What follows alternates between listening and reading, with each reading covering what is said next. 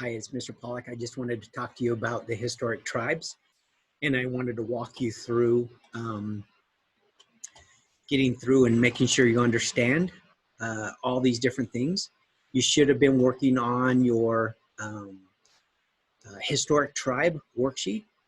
This is the notes that we did in class for 922. So if you were out of class for 922, then this is the kind of thing, this is what we're going to be working on. I'm advancing the slide right now to get to the point where I can do this. Let me go ahead and share my screen. Let's see if I can remember how to do this, right? Share screen, PowerPoint, share. Okay, so here we go. So we're looking at this slide.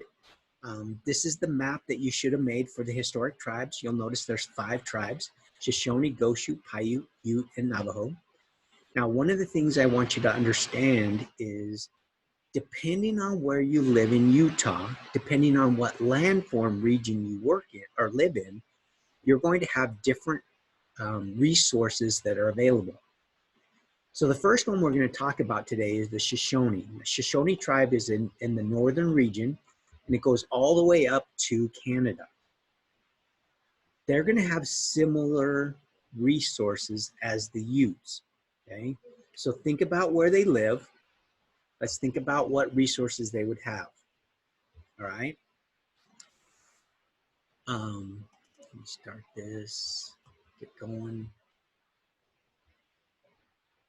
All right, so we know they live in the northern region. They had horses. The Spanish brought horses, so they had horses. They're gonna make their clothing from animal skins. In fact, most of the time, if you saw a Shoshone, they would have had animal skin all the way to their wrists and all the way down to their ankles. They would have been completely covered in animal skin. And that's because they were around a lot of these big animals. They've adapted to hunting.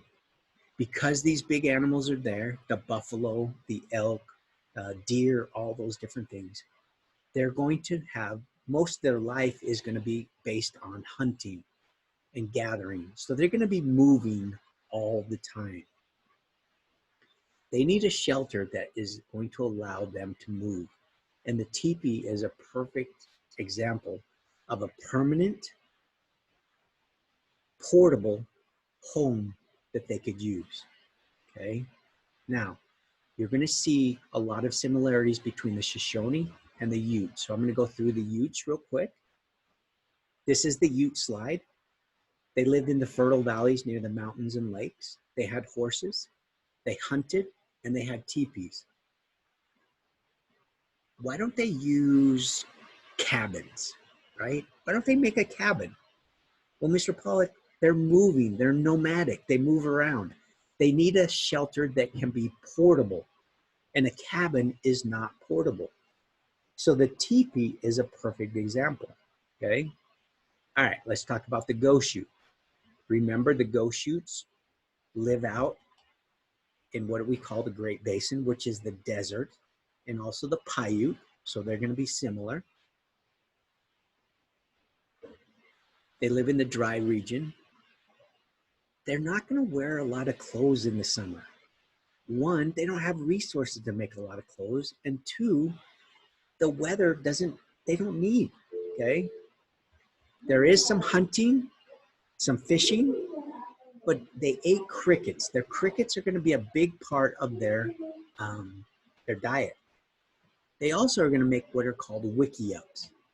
Wickiups are branches and dirt houses. They are temporary.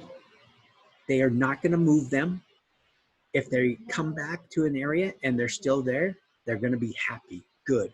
If not, they'll just build another one. That's the same with the Paiutes, okay? Notice the Paiutes also lived in the dry region, right? The desert area.